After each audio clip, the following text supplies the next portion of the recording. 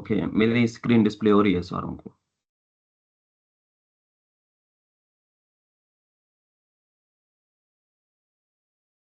मेरी स्क्रीन नजर आ रही है सारों को? फिर से वो जी आपको सर। नजर आ रही है सारों? ओके। जी डॉक्टर साहब आ रहे हैं। ओके, आर कोर्स बैच 12 के अंदर दिसंबर 23 to 27 2024, लेसन 4। तो हम थोड़ा सा प्रीवियसली गो थ्रू कर लेते हैं कि अब तक हमने क्या सीखा। तो फर्स्ट डे के अंदर हमने देखा कि इम्पोर्टेंस ऑफ आर सॉफ्टवेयर क्या है, कि आर सॉफ्टवेयर सीखना क्यों ज़रूरी है, और आपको एकेडमिक्स कैरियर में या रिसर्च में लॉन्ग डाटा को डील करने के लिए या पोस्ट डॉक या पीएचडी की अपॉर्चुनिटी हासिल करने के लिए आर सीखना आपके लिए ज़रूरी है। उसके बाद हमने देखा कि स्ट्रक्चर ऑफ आर सॉफ्टवेयर क्या है, कि आर ऑपरेट किस तरह करता है। आर अब आप देख भी रहे हैं, जैसे फ्री साहब ने भी आपको शो किया कि 4 विंडोज आर की ओपन हो जाती हैं आर स्टूडियो की, जब आप इंस्टॉल कर लेते हैं उसको। तो विंडो फर्स्ट में आप स्क्रिप्ट राइट करते हैं, विंडो टू जो है उसका माइंड सेट है, विंडो थ्री में आपके पास आउटपुट जो कमांड्स की या एरर वहाँ पे शो होते हैं, विंडो फोर में आपके पास लाइब्रेरी और पैकेजेस वगैरह या प्लॉट्स वहाँ पे शो होते हैं आपके पास। इसके बाद हमने देखा कि पैकेज और फंक्शन में क्या फ़र्क है आपके पास है। फंक्शन कोई भी आप स्टैट लगा रहे हैं, ग्राफ बना रहे हैं, कोई भी काम कर रहे हैं, वो आपका फंक्शन है। तो फंक्शन उस वक्त तक परफॉर्म नहीं होगा जब तक आपके पास पैकेज इंस्टॉल नहीं होगा। तो फर्स्ट ऑफ ऑल आपने पैकेज इंस्टॉल करना है, उसके बाद कोई भी फंक्शन आपका परफॉर्म होगा। उसके बाद टाइप्स ऑफ पैकेजेस हमारे पास क्या थे, हमने देखा कि दो किस्म के पैकेजेस हैं जब आर स्टूडियो हम इंस्टॉल कर लेते हैं। तो विंडो 4 के अंदर आपको कुछ पैकेज ऑलरेडी नजर आते हैं जिसको हम बिल्ट इन पैकेजेस का नाम देते हैं, और कुछ पैकेज आपको इंस्टॉल करना होते हैं जिसको थर्ड पार्टी पैकेजेस कहते हैं। फिर हमने देखा कि इंस्टॉलेशन कैसे की जा सकती है। इंस्टॉलेशन विंडो 4 में भी ऑप्शन मौजूद है, वहां पे भी आप इंस्टॉल कर सकते हैं, या बाई कमांड आपको उसको इंस्टॉल किया जा सकता है। फिर हमने कहा पैकेज तो आपके इंस्टॉल हो गया, लेकिन कोई भी काम उस वक्त तक नहीं परफॉर्म होगा जब तक आप उसको एक्टिवेट नहीं करेंगे। आप एक्टिवेट करेंगे पैकेजेस को लाइब्रेरी कमांड के थ्रू या विंडो 4 में क्लिक करके, तब आपका पैकेज इंस्टॉल भी हो गया, अब एक्टिवेट भी हो गया, अब आप उसमें अपना वर्क कर सकते हैं। इसके बाद हमने देखा कि ठीक है, आपका पैकेज इंस्टॉल है, आर स्टूडियो सही काम कर रहा है, आपके कोड्स भी सही है, लेकिन आपका अगर डाटा सही माने एक्सेल पे प्रॉपरली अरेंज नहीं है, जैसा भी आज फ्री से बता रहे थे, सेंट्रल लाइन है आपका, क्यों शुरू में क्या होगी, स्पेस क्रिएट होगी, तो आर उसमें आपको एरर देगा। पैरामीटर्स के नाम आपके पास ज्वाइंट होने चाहिए, अंडरस्कोर के साथ या डैश के साथ आपने जोड़ने हैं। अगर पैरामीटर के नाम के अंदर स्पेस है फिर भी आर एरर देगा। तो इन छोटे छोटे पॉइंट्स को जो हमने डिस्कस किया है उसको आपने मद्देनजर रखना है कि आपका डाटा प्रॉपरली अरेंज है आपके पास। फिर हमने कहा जब आप आर यूज कर रहे हैं तो आपने डाटा फाइल स्क्रिप्ट वगैरह सारे एक ही फोल्डर में रखने हैं, ताकि आर को पता हो कि मैंने कहाँ से चीजें उठानी है। फिर हमने डे 2 के अंदर देखा कि वर्किंग डायरेक्टरी कैसे बनाई जाती है। वर्किंग डायरेक्टरी बेसिकली आपका कनेक्शन है आर और जहां आपका फोल्डर में डाटा और स्क्रिप्ट पड़े हैं। तो वर्किंग डायरेक्टरी बनानी है आपने, छोटी वर्किंग डायरेक्टरी बनानी है आपने। उसके बाद हमने देखा कि आप वहाँ पे हमारे पास फोल्डर में फाइल्स वगैरह पड़ी हैं, सीएसवी फाइल पड़ी है, एक्सेल फाइल पड़ी है, वो हम इंपोर्ट कैसे करते हैं आपके पास है। तो उसके लिए मुख्तलिफ कमांड हमने आपके साथ शो की, एक्सेल के लिए और है, सीएसवी के लिए और है। उसके बाद एक्सपोर्ट आपने ग्राफ बना लिए। अब आप ग्राफ को आर के बाहर कैसे ला सकते हैं, जीजी सेव की कमांड हमने आपको शो की कि उसके जरिए आपको ग्राफ को आप आर से बाहर ला सकते हैं। फिर हमने कहा कि कम्बिनेशन ऑफ ग्राफ है, कि मुख्तलिफ ग्राफ को आपके आर में कंबाइन कर सकते हैं, आपको मैनुअल वर्किंग करने की ज़रूरत नहीं है। और ये कमांड आज हम भी आज दोबारा यूज़ करेंगे इसको। इसके बाद था कि आप वर्किंग कर रहे होते हैं, एक सेशन बनाया, दूसरा, तीसरा, तो आप पूरे सेशन को सेव कर सकते हैं और उसको रिट्रीव भी कर सकते हैं आपके पास। तो ये डे 2 में हमने सीखा। डे 3 के अंदर हमने क्या देखा कि आपने डाटा इंपोर्ट कर लिया है, लेकिन आर को ये पता नहीं है कि आपके ट्रीटमेंट वेरिएबल्स कौन से हैं और आपके पैरामीटर्स कौन से हैं। तो वहां पे आपने अपने स्ट्रक्चर को ठीक करना है, डाटे को उसमें आपने बताना है कि ये मेरे फैक्टर्स वेरिएबल हैं, ये मेरे पैरामीटर्स हैं। तो डाटे को आपने यहाँ जाके दो हिस्सों में डिवाइड कर देना है। फिर हमने कुछ बेसिक कमांड्स को देखा कि हेड की कमांड थी, टेल की, समरी की, कॉलम नेम्स को। फिर आप स्टैट वगैरह डिस्क्रिप्टिव स्टैटिस्टिक लगा सकते हैं। सब सेटिंग हमने देखा कि आपको अगर ट्रीटमेंट्स के अंदर दो फैक्टर्स के अंदर दो लेवल्स हैं, स्कीप इरिगेशन, नॉर्मल इरिगेशन, तो उसमें से अगर आप एक लेवल को कैसे सेलेक्ट कर सकते हैं, आपको मैनुअल डिलीशन करने की जरूरत नहीं है। आर आपको कोड्स प्रोवाइड करता है कि आप एक ट्रीटमेंट के एक लेवल को भी सिलेक्ट कर सकते हैं। उसके बाद देखा हमने कि डाटे में बाजू का आउटलेयर्स आ जाते हैं और कि ये वैल्यू आउट ऑफ रेंज है लिटरेचर के, तो अब आपको मैनुअल एडिशन या डिलीशन करने की उसमें ज़रूरत नहीं, चेंज करने की ज़रूरत नहीं। आप आर के अंदर कोड दे देते हैं, आर उस वैल्यू को स्किप कर देता है आपके पास। फिर हमने देखा कि आपके पास बहुत बड़ा डाटा है, लेकिन आपको ग्राफ और स्टैट कुछ कॉलम्स पे बनाने हैं, तो आप वही कॉलम सेलेक्ट कर सकते हैं या कुछ कॉलम को डिलीट कर सकते हैं आर में। ओरिजिनल डाटा जो आपका वो हमेशा सेव रहेगा।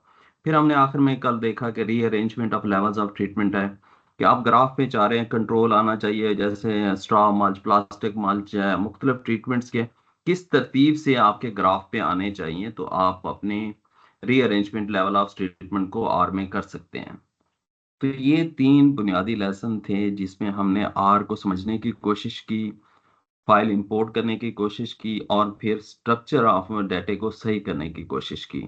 तो ये जब आप वर्किंग कर लेते हैं, अब आप ग्राफ के लिए रेडी हो जाते हैं, क्या आप अपने डाटा से ग्राफ बना सकते हैं। अच्छा जी। अब ये देखिए ग्राफ आपके पास मुख्तलिफ होते हैं, वन फैक्टर ग्राफ होते हैं जिसमें सिर्फ एक ट्रीटमेंट्स आपके पास हैं, एक ही फैक्टर है, उसके लेवल्स हैं। कोई आपके पास टू फैक्टर डाटा हो सकता है जिसमें आपके पास ट्रीटमेंट्स भी हैं और वेराइटीज भी हैं आपके पास हैं। अब थ्री फैक्टर आपके पास डाटा हो सकता है जिसमें ईयर्स भी हैं, ट्रीटमेंट्स भी हैं और वेराइटीज भी हैं। तो ये आपके पास मुख्तलिफ किस्म के ग्राफ होते हैं जिनको आपने बनाना होता है। इससे फोर फैक्टर डाटा भी, वो भी आपके पास ग्राफ होते हैं। तो ये कोई एक्सप्लेन करेगा one factor, two factor, three factor graph किसी ने बनाया हो, इससे क्या मुराद होती है, ताकि बाकियों को समझ आ जाए आसानी से। One factor graph, two factor, three factor graph से क्या मुराद होती है।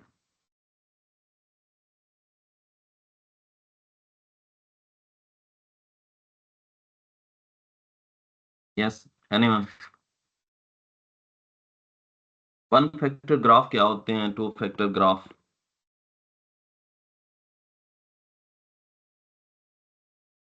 जी मिस ला रहा है। One factor graph, two factor graph और थ्री फैक्टर ग्राफ क्या फर्क होता है।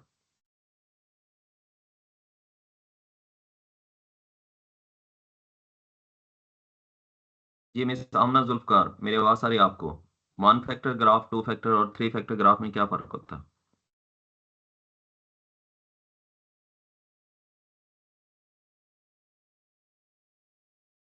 सर नहीं आइडिया। जी किसी को।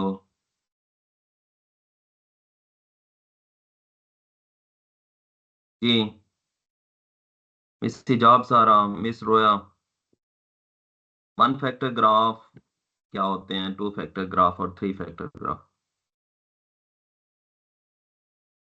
सर नहीं पता। जी सर गुलाम इसका फरीद आइडिया साहब। जी जी जी बताएं बताएं प्लीज। सर इसका आइडिया नहीं है, लेकिन शायद शायद ये हो सकता है कि इंडिपेंडेंट वेरिएबल्स की बेस पे तो नहीं होता कि वो मोर देन वन है या more than yes, two independent. ये देखें ना, आपको ये जो ग्राफ यहाँ पे नजर आ रहे हैं, यहाँ पे देखें आप कंपोज कंट्रोल, हाइड्रोप्राइमिंग और पोटाशियम नाइट्रेट, ये ट्रीटमेंट्स आपको सिर्फ वन फैक्टर है, इसके लेवल्स हैं आपके पास। तो इसमें आपको बार्स के कलर्स भी एक ही नजर आ रहे हैं, सारे एक ही बार, क्योंकि वन फैक्टर डाटा है जिसके मुख्तलिफ लेवल्स हैं आपके पास। जी। इधर देखें आपके पास अब ग्राफ, ये देखें मुख्तलिफ बार्स आपके पास आ गए हैं, ऊपर ये वेराइटीज हैं और नीचे आपके पास क्या है, ट्रीटमेंट्स हैं ये वाली। अब ये टू फैक्टर ग्राफ है। अब तीसरे फैक्टर में ईयर्स भी ऐड हो गया, 2018 और 2019। तो ये आपके पास तीन फैक्टर डाटा बन जाता है आपके पास। और कोई एक्सप्लेन कर सके इसीलिए कि one factor, two factor, three factor graph में क्या फर्क होता है।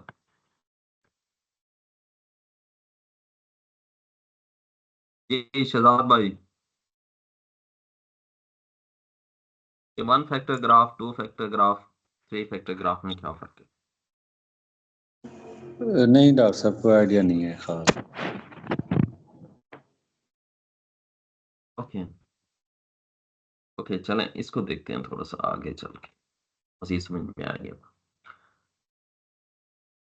नेक्स्ट ग्राफ में फिर मैं मजीद एक्सप्लेन करता हूँ। तो ग्राफ जब बनाते हैं ना आपके पास, तो ग्राफ ये कुछ कंपोनेंट होते हैं आपके पास, कि ये आपके पास ग्राफ के, ये देखें आपके पास एक्स एक्सिस है, एक्स एक्सिस टेक्स्ट है आपके पास, एक्स एक्सिस टाइटल है आपके पास है, ये जो स्मॉल आपको नजर आई है ये टिक एंड आपके पास लेबल है आपके पास, लेजेंड्स आपके पास हैं, ये आपके पास वाई एक्सिस आपके पास टेक्स्ट है, वाई एक्सिस लेबल्स आपके पास हैं, और इसके ग्राफ का बैकग्राउंड है आपके पास।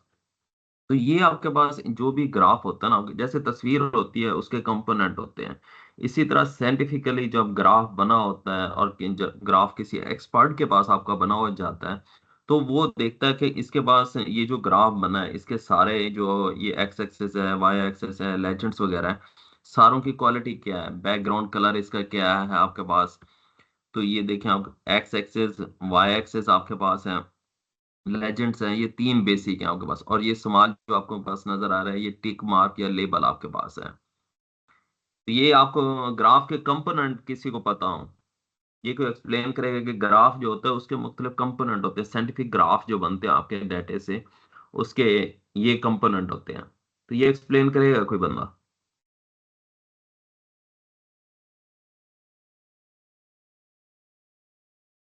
जो ग्राफ किसी ने बनाया हो आपके पास अपनी रिसर्च से, उसमें क्या क्या चीज होती है?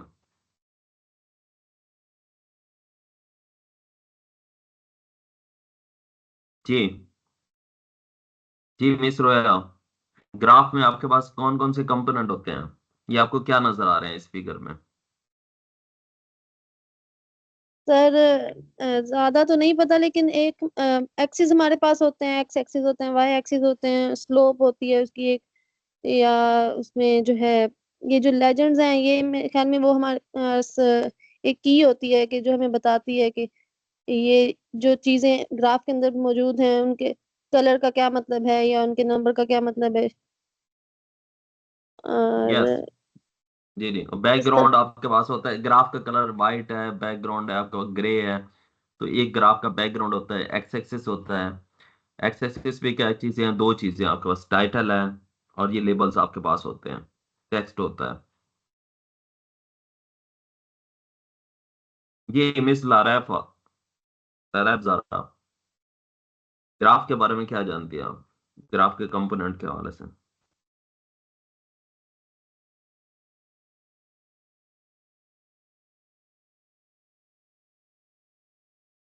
जी मिस आमना जुल्फकार, ग्राफ के कंपोनेंट के बारे में आप क्या जानती हैं? दूसरे एक, इसमें यही है कि एक्स एक्सिस होता है और वाई एक्सिस है कि एक्स एक्सिस पे जो है वो हमारी आ जाएंगी ट्रीटमेंट्स जो होंगी इंडिपेंडेंट होंगी, और वाई एक्सिस पे डिपेंडेंट ट्रीटमेंट्स आ जाएंगी। और इसके अलावा स्टैंडर्ड एरर हो सकते हैं, मीन वगैरह। और इसमें बाकी ये बैकग्राउंड ही देखेंगे, उसका कलर या कोई भी हम लोगों ने देखना है कि कौन सा हमें जो है ग्राफ सूट कर रहा है। लाइन ग्राफ भी हो सकते हैं या दूसरे बार ग्राफ हो सकते हैं, इस तरह से। और ये कितने फैक्टर डाटा आपको नजर आ रहा है, ये ग्राफ जो बना हुआ है ये कितने फैक्टर डाटा है, इसमें कौन कौन से फैक्टर्स है?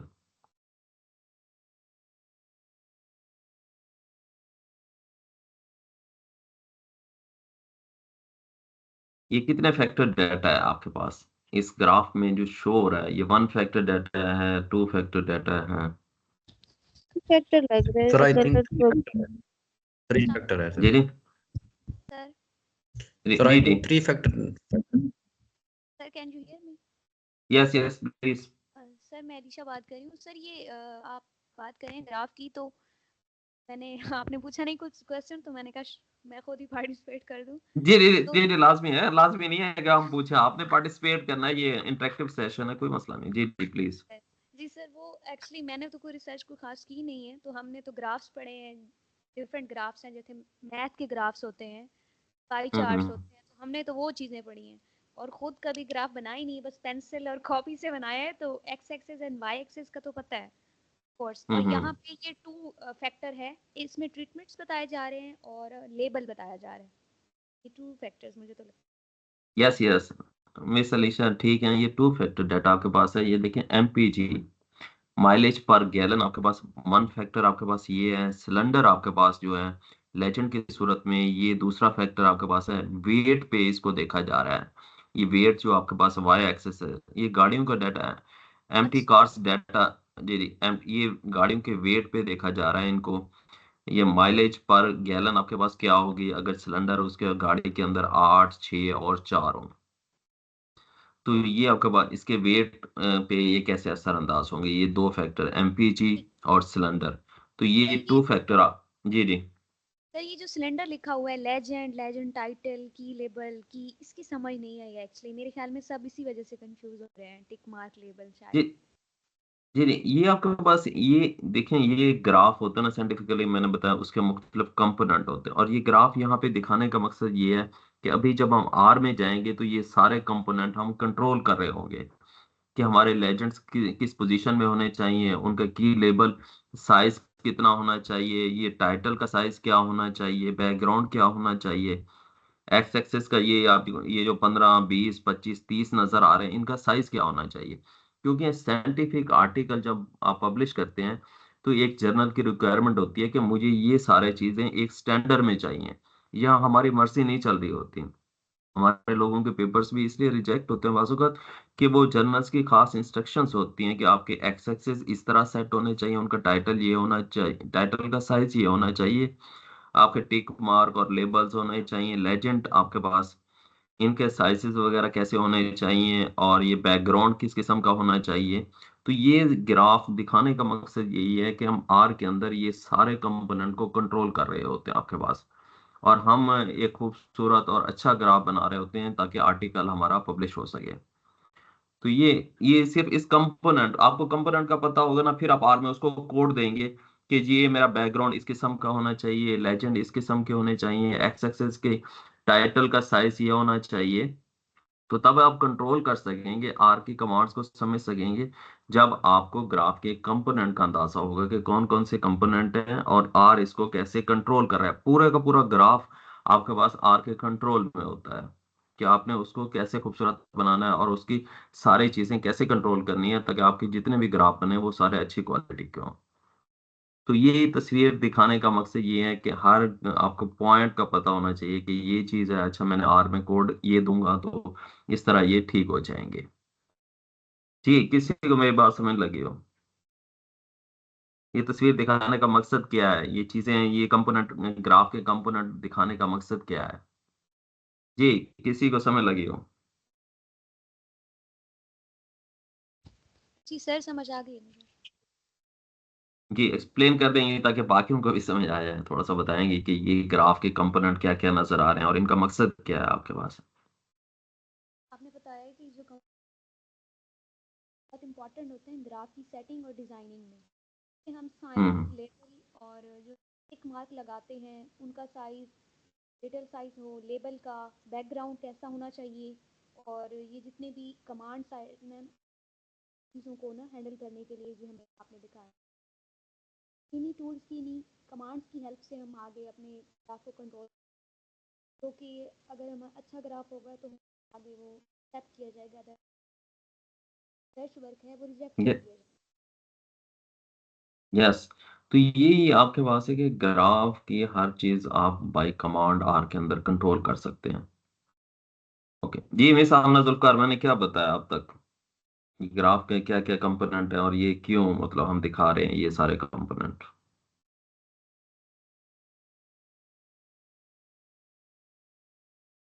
मेरी आवाज आ रही है आपको?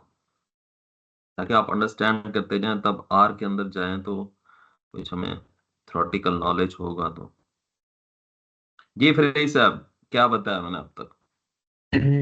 जी डॉक्टर साहब, फरीद आपने साहब, मेरी जो, आवाज आ रही है आपको? जी जी जी, जी। तो डॉक्टर साहब आपने बताया तो ग्राफ जो एक्सप्लेन किया इसमें x axis and y axis होते हैं। तो एक्स एक्सिस हम्म में एक्स एक्सिस का जो टाइटल होता है एमपीजी जहाँ पे है, यानी कि वो हमें शो करता है कि हम बात किस चीज़ की कर रहे हैं।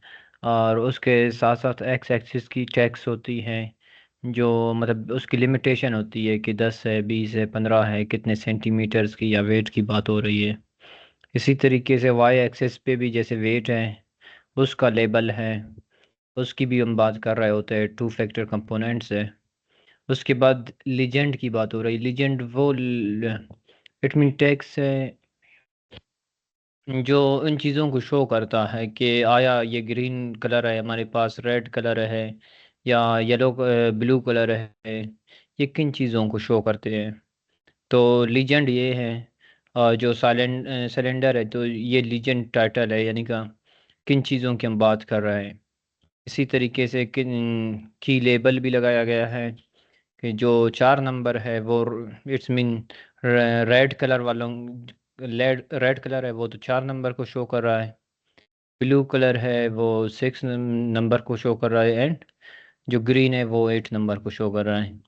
तो ओवरऑल इन सब का मकसद ये था कि ये ग्राफ के कंपोनेंट्स को हम समझे। ये ग्राफ के कंपोनेंट्स हैं ताकि आर में हम इनको कंट्रोल कर सकें। चूँकि आर में इसकी कमांड होती है, हमें ये ऑप्शन दिया जाता है कि आपने सिलेंडर ये लीजेंड्स किस तरफ रखने हैं, एक्स एक्सिस की लंबाई कितनी होनी चाहिए, वाई एक्सिस की कितनी होनी चाहिए। तो ये सब कुछ अगर एक स्टैंडर्ड के मुताबिक होगा तो ही हमारा आर्टिकल पब्लिश होगा। अगर नहीं होगा तो ज़ाहिर सी बात है पब्लिशर ने हमारे आर्टिकल को रिजेक्ट ही करना है। यस। जी, जी, बिल्कुल फरीद साहब ने जैसे कहा कि ये सारे कंपोनेंट हैं, आपने इसको आराम से समझना है, फिर हम आर के अंदर इसको देखेंगे कि हर कंपोनेंट को हम कैसे कंट्रोल कर सकते हैं। अच्छा, ये तो हो गया आपके पास 2 फैक्टर डाटा, जिसमें आपके पास एक लेजेंड्स में उसका कलर डिस्प्ले हो रहा है और दूसरा ये एक्स एक्सिस पे है। अब ये डाटा बताएं, ये कितने कलर डाटा, ये कितने फैक्टर डाटा है आपके पास?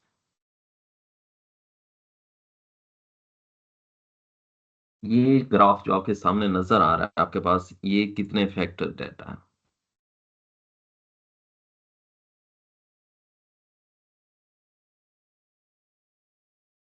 सर 3 फैक्टर है सर ये। यस। सर 3 ये फैक्टर। 3 फैक्टर, ये कैसे 3 फैक्टर है आपके पास? अब हाँ, जो क्योंकि सर आप इसमें ना इसमें तो हमें दो, एक लेजेंड्स में नजर आ रहा था और एक्स एक्सिस पे एमपीजी और सिलेंडर आपके पास है। तो इस आप इस डाटे के अंदर आप देखें, इसमें तीसरा फैक्टर कौन सा ऐड हुआ है? ये आपको देखें सर नीचे। सर जी, इसमें जी, तीसरा फैक्टर ईयर का ऐड हुआ है, 2018 और 2019 थर्ड। यस। तीसरा फैक्टर जो ये देखें आपके पास यहाँ पे ईयर्स अब आ गए हैं, 2018 आपके पास शो हो गया, 2019 एक्स एक्सिस पे देखें आपको control head of priming compost potassium nitrate ये ट्रीटमेंट आपको नजर आ रही है। और ये टॉप पे लेजेंड्स की ये देखें, लेजेंड आप इधर ये दिए हुए हैं, वेराइटीज है आपके पास BR2017S5885। तो ये वेराइटीज आपको लेजेंड्स में शो हो रही हैं और ये नीचे आपको एक्स एक्सिस पे ये आपको ट्रीटमेंट शो हो रही है आपके पास। और ये 2018 और 2019 ये तीसरा फैक्टर है जो फेसिट की ये जो आपके पास छोटी स्ट्रिप में ये बंद होके 2018 नजर आ रहा है और 2019 इसको हम फेसिट कहते हैं। अब इसका भी बैकग्राउंड होता है, इसका भी टेक्स्ट साइज होता है और इसका भी लेबल होता है कि इसमें लेबल क्या होना चाहिए। तो 3 फैक्टर आपके पास जब भी डाटा होगा उसमें ये 3 चीजें होंगी, एक्स एक्सिस, लेजेंड्स और फेसिट। तो ये आपके पास 3 चीजें मिलके आपके पास ये 3 फैक्टर बनेगा। अब आर के अंदर हम देखेंगे कि ये एक्सेसिस जो ट्रीटमेंट है, लेजेंड्स हैं और फेसिट है, हम इसको कैसे कंट्रोल कर सकते हैं। तो ये 3 फैक्टर्स डाटा, ये वाला ग्राफ हम आज बनाने की कोशिश करें। ग्राफ सिंपल सिंपल ग्राफ आसान ही समझ जाते हैं आर के अंदर, 2 लाइंस की कमांड के अंदर 3 लाइंस की। लेकिन इस लेसन के अंदर मैं आपको एक कंप्रिहेंसिव ग्राफ बनाना सिखाऊंगा ताकि बाकी ग्राफ बनाना आपके लिए सारी चीजें आसान हो जाएं। तो ये आपका कोई इसको रिपीट करेगा, ये 3 फैक्टर डाटा को, इसमें क्या कौन कौन सी आप चीजें हैं, एक दफा रिपीट कर दें फिर हम आगे की तरफ मूव करते हैं।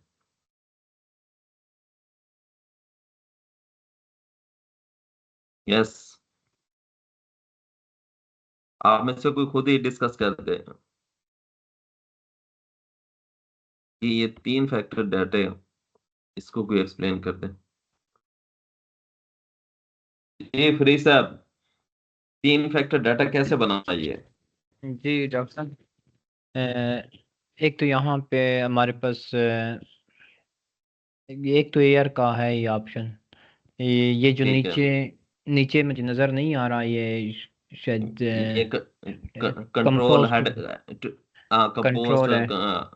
हाइड्रोप्राइमिंग कंपोस्ट और पोटेशियम नाइट्रेट ट्रीटमेंट्स हैं आपके पास ये। हाँ, ये सी नीचे हमारे ट्रीटमेंट्स हो गए। और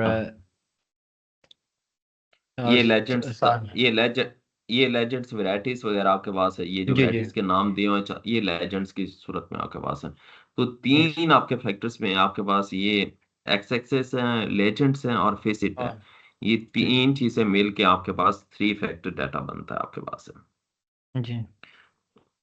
ओके, तो ये आपको कंसेप्ट सर क्लियर हुआ कि जी जी प्लीज। सर ये वैरायटी और लेजेंड तो दो डिफरेंट नेम्स हैं, तो इसका क्या मतलब होगा यहाँ पे? मतलब नहीं simple language, in our language. जी जी, ये देखे ना, ये जो बार्स के मुख्तलिफ कलर्स आपको नजर आ रहे हैं, ये वेराइटीज हैं एक्चुअली। और इसके अंदर ये चार लेवल्स हैं। वेराइटीज लेजेंड आपके पास, ये जो आपके पास ये कलर्स की सूरत में जो भी आपको नजर आता है, इसको ओवरऑल हम लेजेंड्स बोलते हैं कि ये लेजेंड आपको शो हो रहे हैं, जिसमें कलर को शो किया जाता है कि ये जो पहला कलर है आपके पास, ये इसको शो कर रहा है BR2017 को। दूसरा कलर किसको शो कर रहा है, तीसरा जो आपका ये जो कलर की जो स्कीम जो शो होती है, इसको लेजेंड्स बोलते हैं ओवरऑल। और उसमें फिर मैंने बताया था तीन चार चीजें हैं, की है, लेबल्स हैं, वो सारी चीजें हैं। तो ये आपके पास जो कलर की स्कीम को डिस्प्ले करता है ये है। जो ये स्ट्रिप पट्टी की सूरत में नजर आता है ये फेसिट है। और एक्स एक्सिस पे तो ये आपके पास जैसे ट्रीटमेंट नजर आ रही है। तो ये तीन चीजें आपके पास ग्राफ में होती हैं, जिसको हम बाय कमांड अब आर के अंदर उसको कंट्रोल करेंगे आपके पास। तो ये आपके पास, इसमें किसी को कंफ्यूजन हो तो यहाँ क्लियर कर सकता है, ताकि एक आर में ये मैं डायरेक्ट चलाता तो शायद वो आपको कंफ्यूजन होती किसी पॉइंट पे। लेकिन ये पहले मैं आपको जरा थ्योरी पढ़ा रहा हूँ, ताकि वो चीजें जब आर में जाएं तो कंफ्यूज ना करें आपको। ताकि पहले आपको ग्राफ के कंपोनेंट का पता होना चाहिए। अच्छा, ये हमारे पास आ गया। अब ये देखें, आपके पास आर के अंदर वैरायटीज ऑफ ग्राफ है। ग्राफ्स की आप क्वालिटी, लाइन ग्राफ बनाना चाहते हैं, आपके पास किसी किस्म के ग्राफ बनाना चाहते हैं, तो आर के अंदर कोड सारी चीजें अवेलेबल हैं। सिर्फ आपने अंडरस्टैंड करना है। आप यहाँ कोई बता सकता है ये कितने फैक्टर डाटा आपके पास यहाँ पे शो हो रहा है? लाइंस ग्राफ के अंदर कितने फैक्टर डाटा आपके पास है?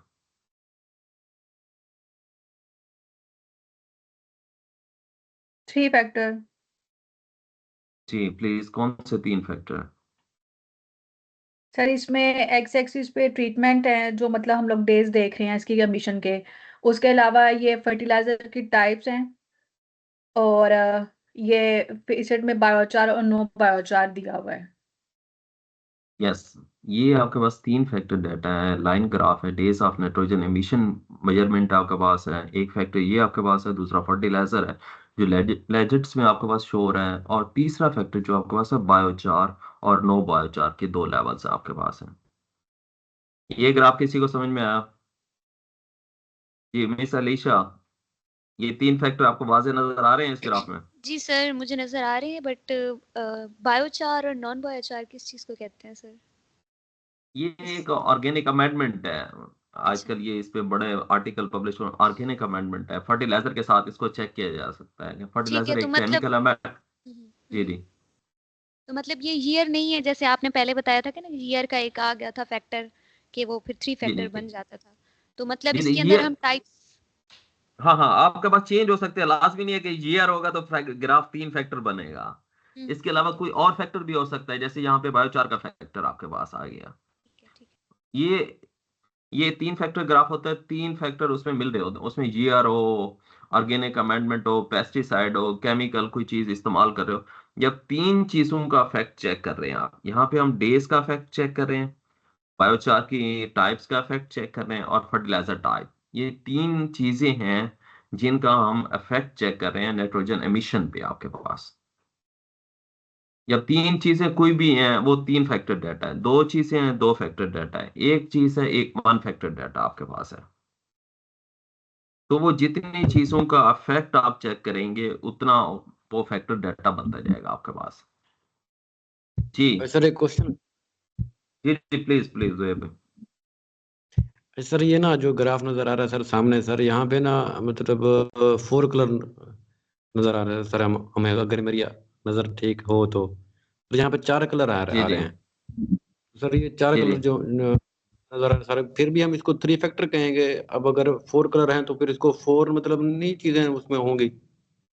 नहीं नहीं, वो लेवल्स हैं आपके पास। वो फर्टिलाइजर टाइप एक है, उसके लेवल्स होते हैं आगे। एक फैक्टर है ना आपके पास, उसके आगे जैसे बायोचार एक फैक्टर है, इसके अंदर फिर दो लेवल्स हैं, बायोचार और नो बायोचार।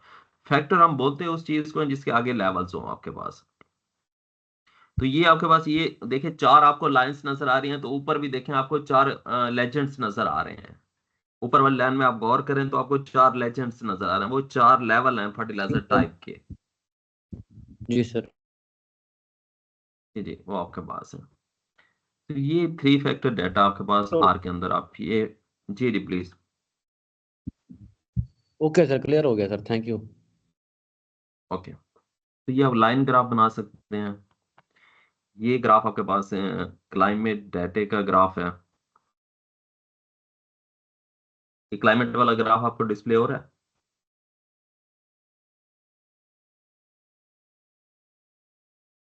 हो रहा है सर डिस्प्ले। अब इस ग्राफ में क्या नजर आ रहा है आपको, क्या क्या शो कराएगी आपको?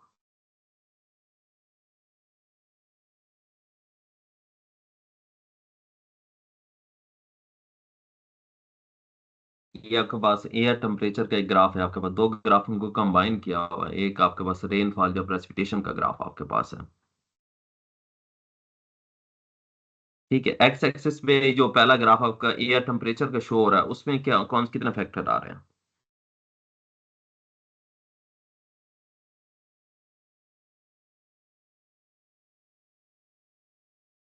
सर एयर टेम्परेचर वाले पे 2 फैक्टर है। यस, 2 फैक्टर है। एक आपके पास, जी जी, कौन से फैक्टर है? जी सर, एक तो टाइम है जो एक्स एक्सिस पे है, दूसरा ये मिनिमम टेम्परेचर, एवरेज और मैक्सिमम टेम्परेचर है लेजेंड्स पे। जी आप, जी जी, आपके पास बिल्कुल सही बात है। आपके के 2 फैक्टर डाटा आपके पास है। तो ये आपके पास एक टाइम शो करा रहा है और उसके बाद वो मिनिमम एवरेज और मैक्सिमम टेम्परेचर को शो कर रहे हैं। तो ये आपके पास है, ये ग्राफ भी देखते जाएं और इसकी क्वालिटी भी आप देखते जाएं कि जो आर के अंदर आप ग्राफ बनाएंगे उनकी क्वालिटी आपके पास क्या होगी। उसके बाद सिलेक्शन ऑफ कलर्स आपके पास है। मुख्तलिफ सॉफ्टवेयर हैं, उनमें कलर की लिमिटेड ऑप्शन मौजूद होती हैं, लेकिन आर के अंदर आपको वैरायटी ऑफ कलर्स मिलते हैं। 1000 कलर्स हैं, हज़ारों कलर्स हैं। जो भी आप जिस कलर के सिलेक्शन करना चाहें अपने ग्राफ के लिए, वो आर के अंदर आपके पास इजीली अवेलेबल हैं, तो उनको आप सिलेक्शन कर सकते हैं आपके पास। तो ये आपके पास थोड़ा सा थ्योरेटिकली बैकग्राउंड हो गया ग्राफ का। अब हम आर के अंदर चलते हैं, तो यहाँ तक किसी का कोई क्वेश्चन हो तो please.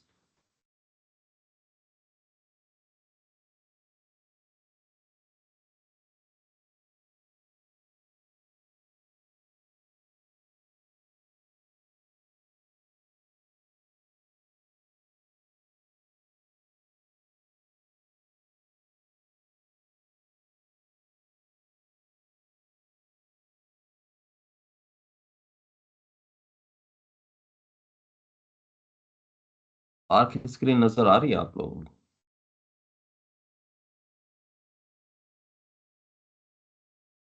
Ji sir.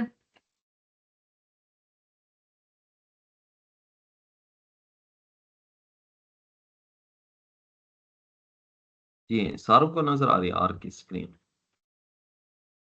Ji doctor साहब आ रहे हैं। जी जोहेब भाई, आपको भी नजर आ रही है ना आर की? जी सर, नजर आ रही है सर। यहाँ पे कलर काफी सारे कलर हैं सर, यहाँ पे वो नजर आ रहा है। कलर्स नहीं, आर की स्क्रीन आपको डिस्प्ले हो रही है।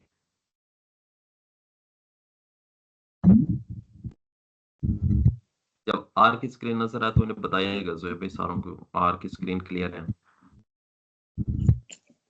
सर आ रही है सर आ रही है सर। यहाँ पे ना मुख्तलिफ किस्म के ना कलर बने हुए हैं सर, गोल कलर भी हैं। नहीं नहीं, कलर्स नहीं है। आर की स्क्रीन नजर आएगी आपको, कलर्स नजर नहीं आएंगे। एक मिनट, नेट।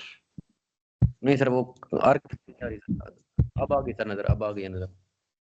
अब आ गई, ओके। ओके, फ्री सब आपको नजर आ रही है आर की स्क्रीन? जी डॉक्टर साहब नजर आ रही है। ओके,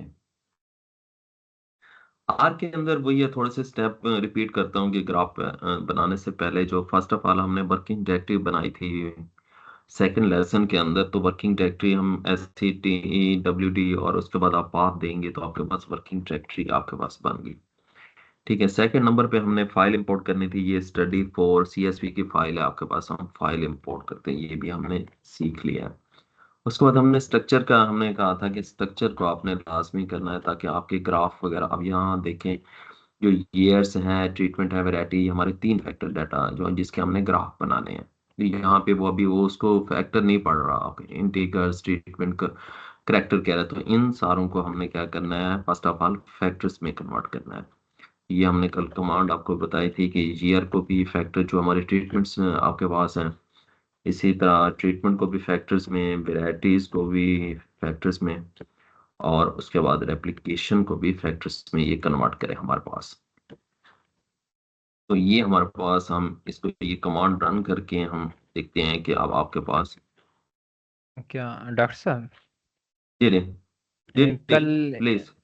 ये इंटरनेट इशू की वजह से ये स्ट्रक्चर वाला ये एरिया मुझे समझ नहीं आया था। ये अगर थोड़ा सा ऐसे एक नज़र वो कर दे आप। जी जी जी, आपको मैं दोबारा पढ़ा।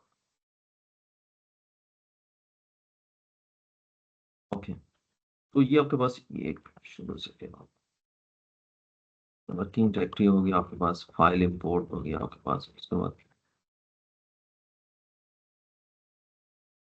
ये स्ट्रक्चर में फ्री से ये देखे ना, ये स्ट्रक्चर वाली आपको कमांड नजर डिस्प्ले हो रही है। जी आ रही है।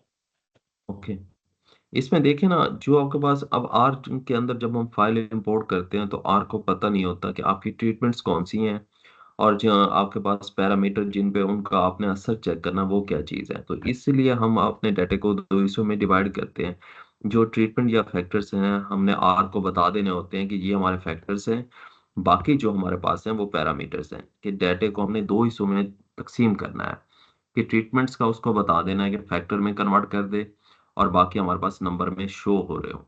तो ये हम यहाँ पे अपने डाटे का स्ट्रक्चर ठीक करते हैं। उसके लिए हमारे पास ये कमांड थी विद इन डाटा, जो हमारी फाइल है डाटा अंडरस्कोर शहजाद जो हमने इंपोर्ट की है। अब इसमें जो हमारी ट्रीटमेंट थी वो ये थी, हम इसको कहते हैं जी इसको फैक्टर में कन्वर्ट कर दो। उसके बाद ट्रीटमेंट का भी कहते हैं हम इसको भी फैक्टर में कन्वर्ट करते हैं, वेराइटीज को भी फैक्टर में और एप्लीकेशन भी फैक्टर्स में। अब जब हम ये हम अब ये दोबारा जब आप स्ट्रक्चर देखते हैं, अब आपका डाटा दो हिस्सों में तकसीम हो गया। अब ये देखें, जी उसने ईयर को फैक्टर में कन्वर्ट कर दिया, ट्रीटमेंट को भी फैक्टर्स में, और वेराइटीज को भी, और एप्लीकेशंस को भी। तो ये आपके ये जो आपके पास ट्रीटमेंट वेरिएबल्स थे, इनको उन्होंने फैक्टर्स में कन्वर्ट कर दिया। बाकी आपके नीचे जो पैरामीटर्स आपके पास ये सारे जो SOD POD ये सारे आपके पास, तो यहाँ आपने डाटे की स्ट्रक्चरिंग करनी है आपके पास, जी जी ताकि डाटे फिर उस पे आप स्टैट लगा सकें और आप ग्राफ बना सकें। अच्छा, इसके बाद आपके पास ये हो गया। अब हमें बार ग्राफ बनाना है। बार ग्राफ के लिए हमें मीन चाहिए होते हैं, मीन और स्टैंडर्ड एरर जो अपने ग्राफ पे शो हो रहे होते हैं वो हमने करने हैं। अब mean command mean underscore Shahzad आपके पास, ये हमारी मीन बना रहे हैं अपने पूरे डाटे के। तो उसके लिए हमारे पास फंक्शन यूज होता है एग्रीगेट का। एग्रीगेट का फंक्शन यूज करते हैं, हम डॉट लगाते हैं। उसके बाद हम जो ट्रीटमेंट, हमारे पास जो फैक्टर थे treatment plus variety plus year, और ये फंक्शन हमारे पास यूज होता है मीन का। और इसके बाद जो हमारी डाटा फाइल हमने इंपोर्ट की हुआ है हम उसका नाम लिखते हैं। तो ये हम करते हैं। और ये आप देखें आपके पास जो हमारे पूरे के पूरे डाटा सेट जितने भी पैरामीटर्स थे उनके सारे के आर ने मीन कैलकुलेट करके दे दिए। ये देखें आपके पास जितने भी हमारे पैरामीटर्स थे उनके हमारे पास मीन कैलकुलेट होके आ गए हैं, जो हमने अब ग्राफ में आगे जाके इनको यूज करना है आपके पास। सेम इसी तरह आपके पास हमने स्टैंडर्ड डेविएशन, ये वही एग्रीगेट की कमांड यूज होगी। ये आपके पास अप्रोक्सीमेशन का साइंस, ट्रीटमेंट, वैरायटी, ईयर, जितने भी आपके फैक्टर्स हैं।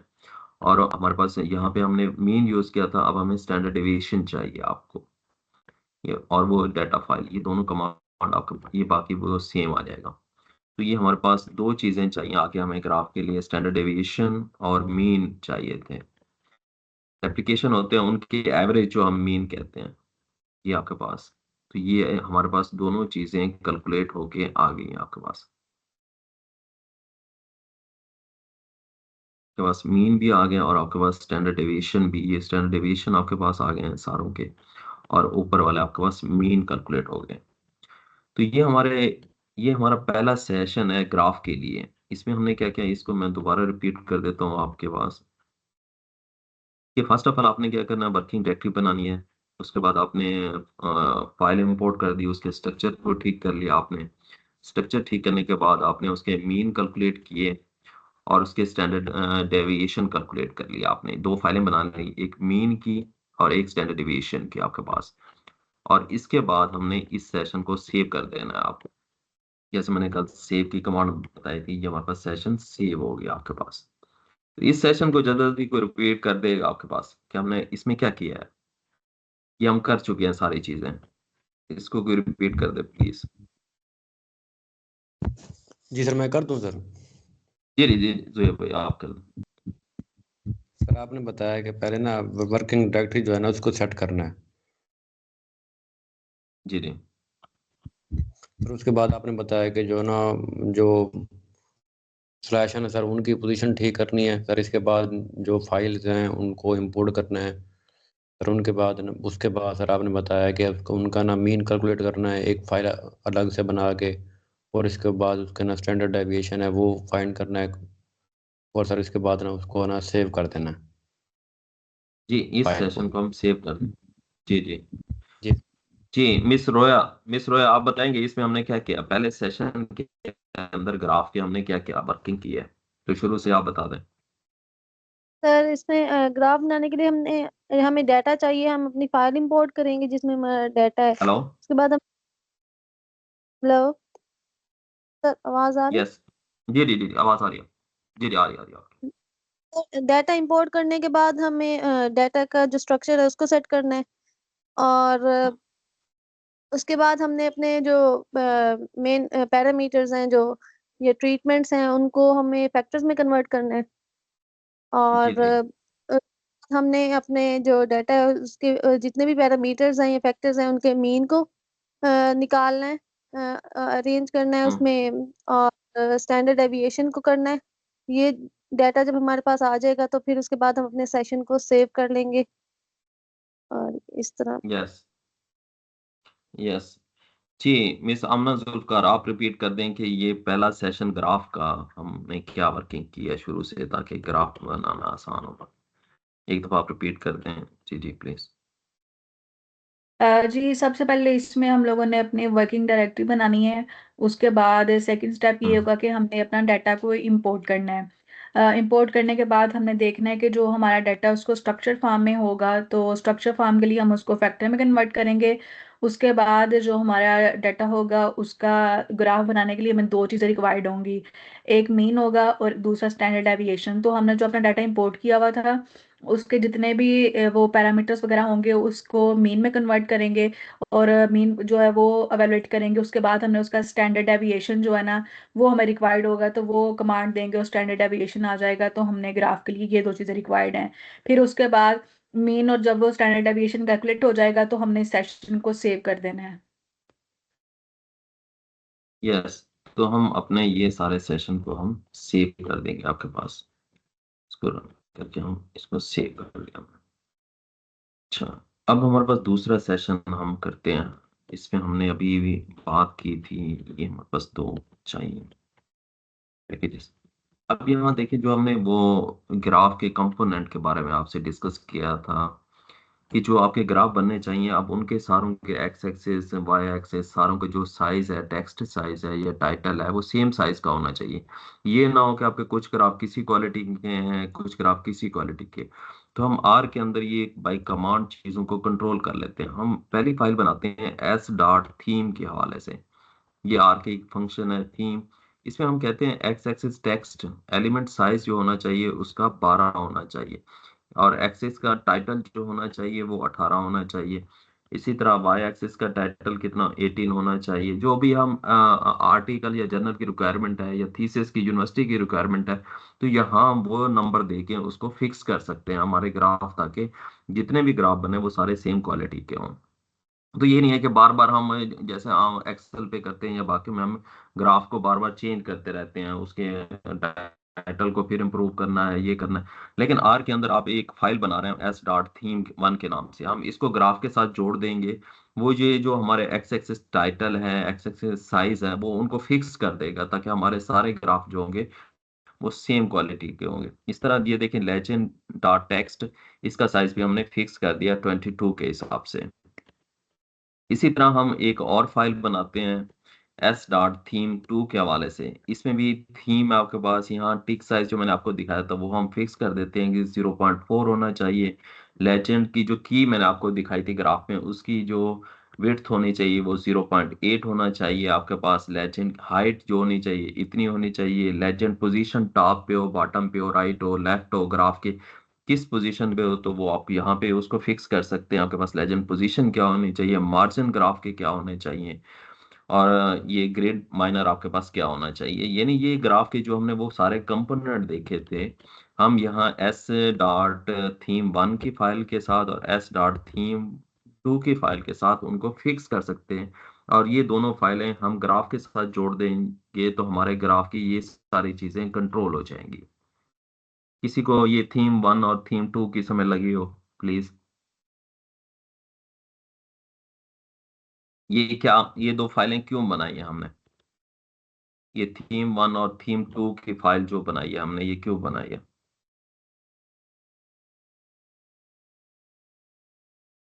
यस, ये फ्री सर।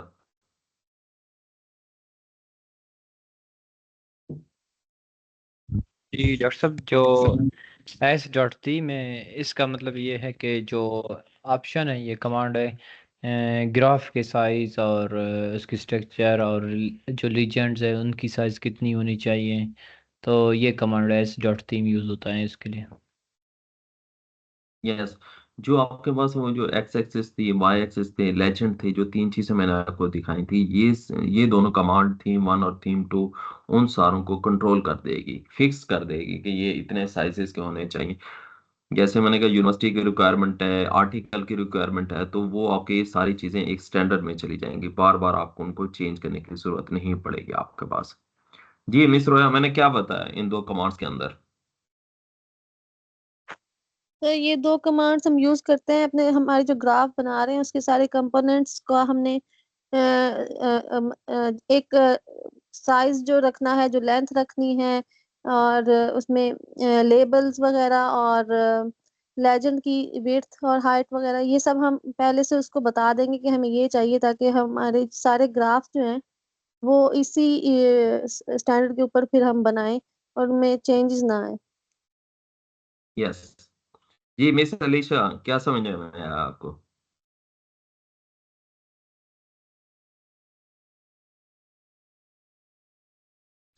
ये मिस अमना जुल्फकार, क्या समझ में आया इन दो कमांड से आपको? सर, जी जी जी थीम वन जी जी थीम प्लीज। वन और थीम टू में आपने बताया है कि एक्स एक्सिस और वाई एक्सिस की एडजस्टमेंट, उनके साइज, एलिमेंट टेक्स्ट यहाँ पे 18 और 12 और 20 आपने दिए लेजेंड का, तो की एडजस्टमेंट के लिए उन सब की, और ग्राफ लेजेंड एडजस्टमेंट यहाँ पे दिए थीम टू में, उनके साइज वगैरह यहाँ पे सेंटीमीटर। यस जी मिस आमना जुल्फकार, इन दो कमांड्स का क्या फायदा है, ये क्यों बना रहे हैं? अ, जी सर, ये हमने जो है वो अपना जो भी हमारी रिक्वायरमेंट होंगी हमारे ग्राफ्स के लिए, उसके लिए हम लोगों ने ये दो कमांड्स को यूज करना है। जिस तरह s.theme1 है, वो हम लोग यूज करते हैं हमारे एक्स वाई एक्सिस की एडजस्टमेंट के लिए। उसमें हमने देखना है कि जो वहां पे वाई एक्सिस पे टेक्स्ट है उसका साइज कितना होना चाहिए, उसकी हाइट वगैरह लेंथ इसकी कितनी होनी चाहिए ग्राफ की, एक्स और वाई एक्सिस की। और उसके अलावा इसमें जो लेजेंड है उसका साइज कितना होना चाहिए। जबकि s.theme2 है, उसमें हम लोगों ने लेजेंड की एडजस्टमेंट करनी है, मतलब अगर हमारे यूनिट्स हैं उनका क्या वहां पे कितना साइज होगा, या फिर हमने उसकी पोजीशन कहाँ पे रखनी है, टॉप पे होगा या बॉटम पे होगा। तो ये लेजेंड के बारे में उसकी जितनी भी सारा कुछ होगी एडजस्टमेंट, ये s.theme2 जो है ना वो उसके थ्रू हम लोग करेंगे। यस, तो ये दो फाइलें हमारे पास बन गई, जिसमें हमने उसको एडजस्ट करना है कि उसके एक्स एक्सिस है, लेजेंड्स के बारे में सारी चीजें। अच्छा, अब एक और एक चीज होती है, जब आप ये देखें ना, मैं आपको एक्सेल की फाइल दिखाता हूँ, फिर आपको समझ में आएगी इस बात की।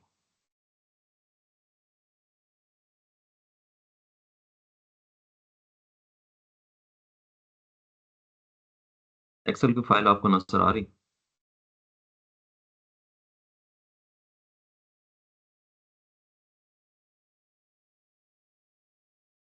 Yes sir. अब यहाँ देखें ना, जब आप डाटा एंटर करते हैं, चीजें लिखते हैं ना, अब यहाँ पे आपने सिर्फ उसका एसओडी नाम लिखा हुआ है।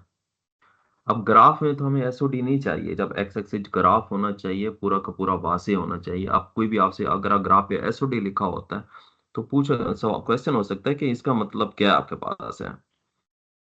तो हमने अब एक और फाइल बना दी है LABS के नाम से। इसमें हमने वो जो शॉर्ट नाम है एसओडी, ये देखें, वो लिखना है जो आपकी फाइल पे मौजूद है। फिर हमने उसका नाम लिखना है, मुकम्मल नाम, सुपर ऑक्सीडेज डिसम्यूटेस, और उसके यूनिट आपके पास। तो ये हम एक और आर के अंदर फाइल बनाते हैं, जिसमें जो नाम आपकी फाइल पे मौजूद है, लेकिन जो आप नाम चाह रहे हैं कि ये ग्राफ पे डिस्प्ले हो, इसका मुकम्मल नेम और इसके यूनिट के साथ। तो उसके लिए हम ये LABS के नाम से एक और फाइल बनाएंगे, जहाँ पे जो नाम आपकी फाइल डाटा फाइल में मौजूद है और जो नाम आप ग्राफ पे डिस्प्ले करना चाहते हैं, ताकि ये नाम वो यहाँ से पिक करेगा और ग्राफ पे आपका मुकम्मल नाम डिस्प्ले करेगा आपके पास। जी, इसका समझ में आया कि ये क्या चीज़ है, हमें ये क्यों बना रहे हैं, इसको बताएगा?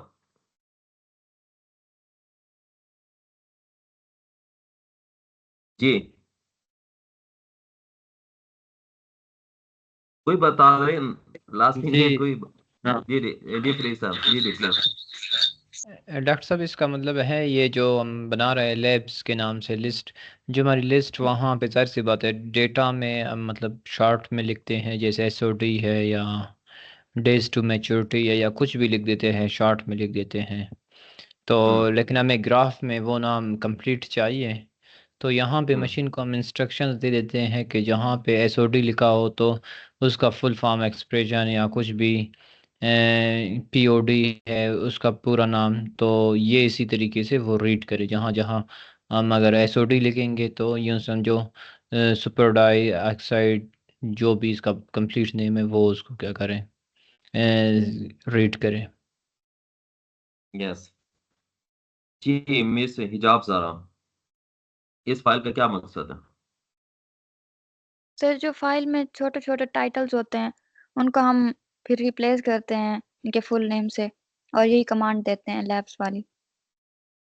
जी, लैब्स वाली एक कमांड दे देंगे हम, उसमें हम जो आपके पास फाइल पे नाम है और जो ग्राफ पे आप डिस्प्ले करवाना चाहते हैं जिस नाम को, तो उसका पूरा नेम और यूनिट, ये एक ही दफ़ा आप सारे पैरामीटर का फिक्स कर देंगे, ताकि फिर आपके आर वो ग्राफ बनाता रहे, ताकि आपको वहाँ पे मैनुअल नाम लिखने की या उसके यूनिट्स लिखने की ज़रूरत ना पड़े आपके पास। तो ये हमारे पास एक और फाइल बन गई आपके पास। ये अब सारी जो हो रही है बैकग्राउंड, हम डाटे वाली वर्किंग कर लिया हमने पहले सेशन में। अब दूसरे सेशन में हम सारी चीजें एडजस्ट कर रहे हैं, ताकि ग्राफ जब हमारे बने तो वो सेम टेक्स्ट साइज के सारी चीजों के साथ हों, उनके यूनिट सही हैं, उनके नाम सही हैं। तो ये सारे हम बैकग्राउंड वर्किंग एक ही दफा कर रहे हैं, ताकि फिर हम तेजी से अपने ग्राफ बनाते जाएंगे आपके पास।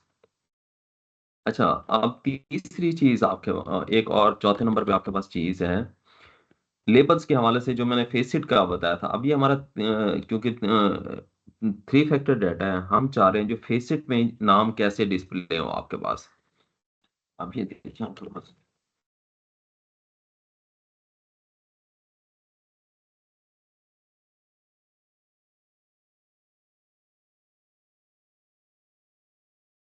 अब ये देखें आपके पास, अब जो हमारा डाटा शीट है ना, उसमें जो हमारे पास लेवल्स आ रहे हैं ईयर के, वो क्या आ रहा है आपके पास, ऐसा लिखा आ रहा है 1 और 2, कि पहले साल का डाटा आपके पास, दूसरे साल का डाटा। लेकिन हम फेसिट में चाह रहे हैं ऐसा नहीं होना चाहिए, बल्कि जो ओरिजिनल चीज़ है, यानी 1 को रिप्लेस करना है आपने, फेसिट पे ऐसा लिखा होना चाहिए 2018, और 2 ऐसे नहीं लिखा होना चाहिए फेसिट पे, बल्कि इस तरह लिखा होना चाहिए 2019। तो ये आप फेसेट की एडजस्टमेंट कर रहे हैं अपने तीसरे फैक्टर की, कि उसमें जो आपके पास लेवल शो हो वो सारे इस किस्म के, ये भी उसी की आपके पास ईयर की कमांड ताकि फेसेट की, ये फेसेट का फिर टेक्स्ट साइज वगैरह ये सारी उसकी बैकग्राउंड वर्किंग है। तो ये आपके पास फेसेट की आपके पास कमांड है कि आपके ईयर्स और लेबल आपके पास उसमें कैसे डिस्प्ले होने चाहिए आपके पास। तो ये एक और वर्किंग हो गया आपके पास। इसकी थोड़ा सा कोई बता देगा कि ये फेसेट का हमने क्या किया है यहाँ पे, कोई इसको जी रिपीट कर दे डॉक्टर प्लीज। साहब, यस। जब 3 फैक्टर डाटा होगा डॉक्टर साहब, जी जी सर। 3 फैक्टर डाटा होगा डॉक्टर साहब, उसमें फिर हम ये यूज करते हैं। यस, ये हमेशा याद रखें, ये जैसे शहाद भाई कह रहे हैं हमारे पास जब 3 फैक्टर डाटा होगा फेसेट की सूरत में, हमने वहां देखा भी है जब हम अपने पावर पॉइंट के अंदर, तो उसमें फेसेट नजर आ रही थी और उसमें ये डिस्प्ले हो रहा था कि ये ऐसे, तो हमने ये कमांड तब यूज करनी है जब हमारे पास 3 फैक्टर डाटा हो। तो ये भी हम एक दफा वर्किंग करके हम इसको भी सेव कर लेते हैं आपके पास। इसके बाद मैंने बताया आपको कलर सिलेक्शन, एक वेबसाइट भी मैं आपके साथ शो कर दूंगा कि आपके पास ये सारे।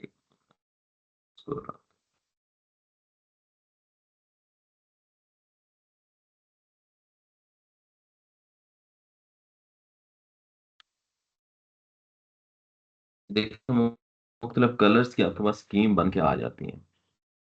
इसमें से कोई भी आप नंबर्स दे के कलर सिलेक्शन उसमें आर में कर सकते हैं आपके पास। ये आपके पास है। इसी तरह ये आपके पास देखें मुख्तलिफ स्ट्रिप मौजूद हैं। इसमें से भी कोई कलर सिलेक्शन करना चाहें वो आप कर सकते हैं आपके पास। इसी तरह ये मुख्तलिफ बार्स मौजूद हैं, इसका भी आप कलर सेलेक्ट कर सकते हैं कि आपके ग्राफ का कलर्स कौन सा होना चाहिए।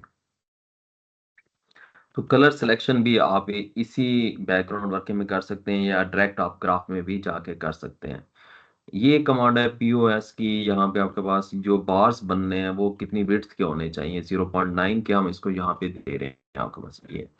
तो ये हमारा दूसरा सेशन मुकम्मल हो गया है जिसमें हमने क्या किया।